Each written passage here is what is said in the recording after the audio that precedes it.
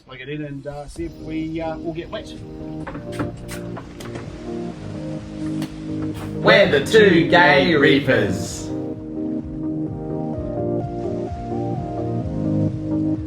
Hey Reefers, we're here today. We're going to do some water changes on our 2 tanks. And we're going to try and make it a bit easier on ourselves. Yeah, up until we started using the artificial salt water, we were using an IBC downstairs and had a Laguna Pump pumping water upstairs. That made life relatively simple. Running hoses everywhere was a bit of a pain, but it was simple enough. Some reason when we switched to artificial salt water from Red Sea, we had a brainwave to stop using pumps. Yeah, so I've been using buckets every week for the last 6 months, and they're like 10-litre buckets, which is like 2-gallon buckets. Yeah. It takes a while, and seeing though that water changes are such an important part of our schedule and maintenance program on Reefzilla and the Red Sea, it's time for a change. So we're going to go through with some new pumps. Not new pumps, old pumps that we've had, just hopefully they still work. We haven't tested them yet, so we could be in for a bit of a rocky ride, but this could all end in disaster. But you know us, we just like to film and take you along for the ride. So let's get into it. Let's get going. So last year in June, our Red Sea reefer was actually struggling quite a bit because we weren't doing water changes on it. It was filled with algae, there was cyanobacteria, red slime everywhere, and it was awful.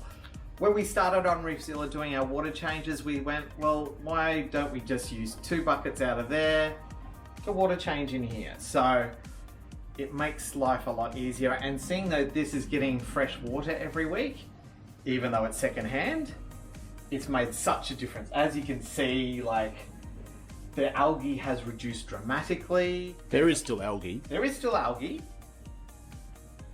Not saying there's not, but it's a lot better than what it was. Not actually using anything else but water changes. No pox, nothing. Darren stole my dosing pump, so I was no longer dosing no pox. I was dosing no pox, and now I'm not. Fine. Oh, he's getting my reaction now. So obviously, first of all, when we're doing water change, we turn everything off. Which on this is just unplugging everything, because we're lazy. Now, because we're actually siphoning some algae out, we do this the old-fashioned way. So every week for the last 6 months, 8 months, we've been siphoning the rocks by hand. It's actually made a big difference. So let's go ahead and do that. Sand. Because there's sand at the bottom of the bucket. So I like to do the pinch method, where you just pinch bits off and suck it up.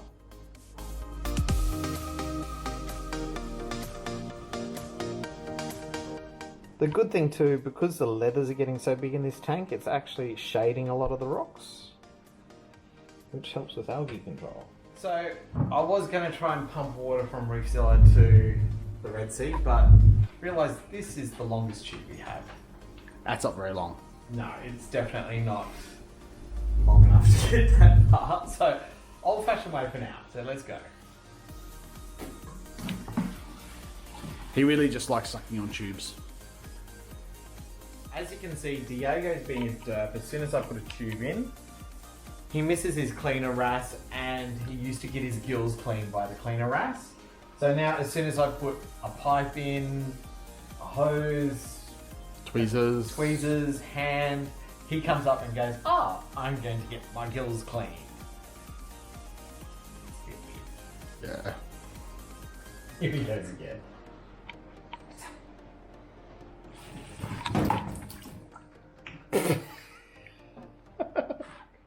Now, I pride myself with not spilling water during a water change. As soon as we turn the camera on, spill some water. That's because we were concentrating on Diego, not what we were doing. Yeah.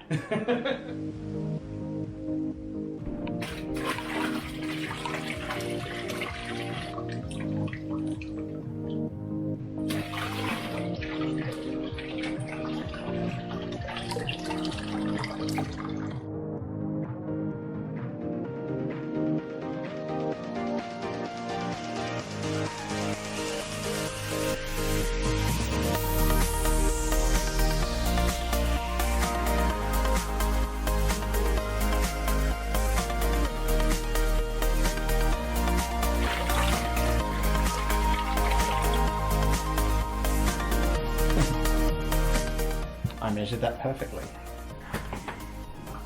Right at teeth level.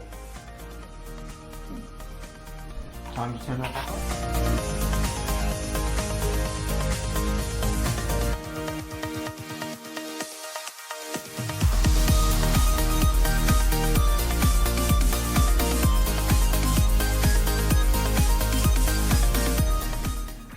One tank done. So when we first started doing water changes, we were really smart. We've got two marks over here on the side of the tank. Top one is where the water level is when it's full and everything's off. And second one is where we empty down to. So we're halfway there, a little bit more to go. So my next job is to try and get the old Laguna Pump out of the IBC. Alrighty, so the lighting is terrible under here because we are under the house.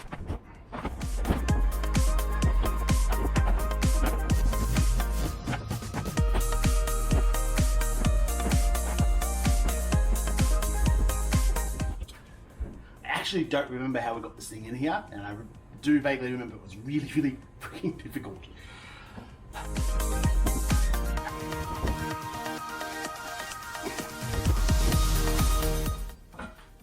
I think I need a screwdriver and I think I need a torch. Hold that thought. The one thing I love about water changes is get to see Reefzilla from the top down. Now I find this is really important to do this every week because you get to see how well the corals are going, if anything's fallen down, if any frags have dislodged, see if anything's starting to die, if there's any issues on any of the coral, and just, you know, take stock and see exactly how well your tank is going. So we are now at our water level mark. So Gordon's gone downstairs to get the pump. So, if I remember correctly, I've actually got to pull the pump apart to get it out of here.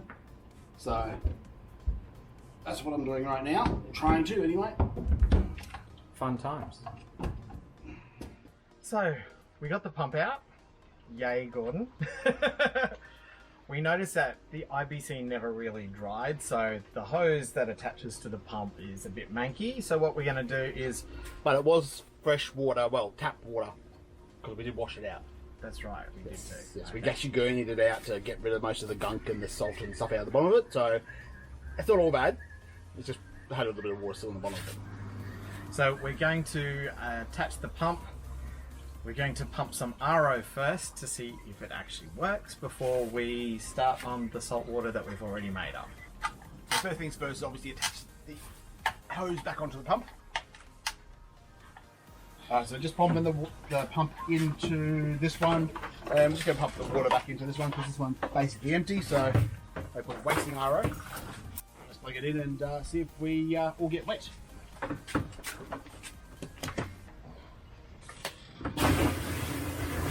Definitely pumps very quickly. As you can see, we've got far too much hose here. We're going to cut that back to size once we've actually done this. So this contraption here we made back when we were pumping.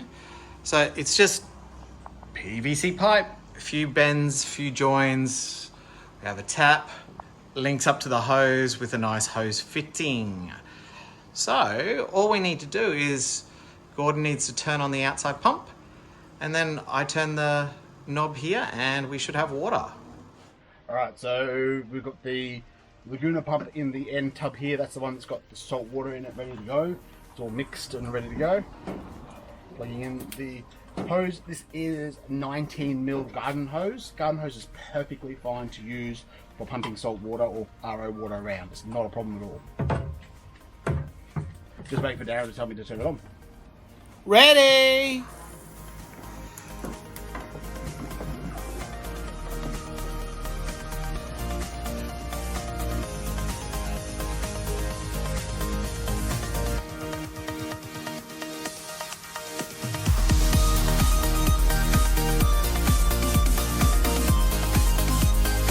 We have success.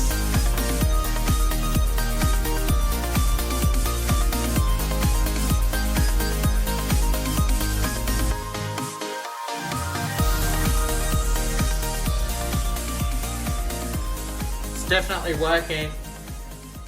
That's as far as we get with the pump. We just need to do buckets for the final bit. So clever, we were almost done and then I forgot to turn off the valve, which created a siphon, so it all was going back into the water tanks. Yay. So let's try that again to get that back up to the mark. This time I've closed the valve. Yay. We've got that much left in the bottom, so maybe 1-2 buckets tops. Just 2 last buckets. So I was having to do this anyway.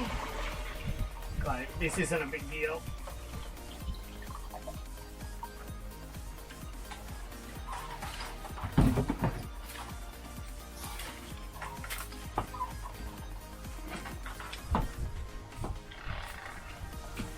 Yay, last bucket of the water change.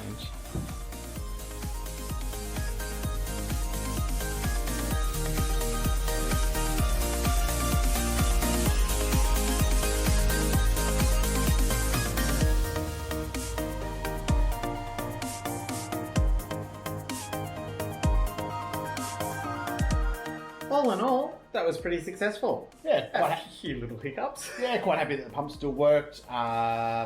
We paid good money for that, so it's good to actually be using it again. Yes. If you don't know, the Laguna Pump is actually a waterfall pump for a pond. Huge. It's huge, it's very powerful. 1 setting, on, or 2 settings, on or off. Yeah. So.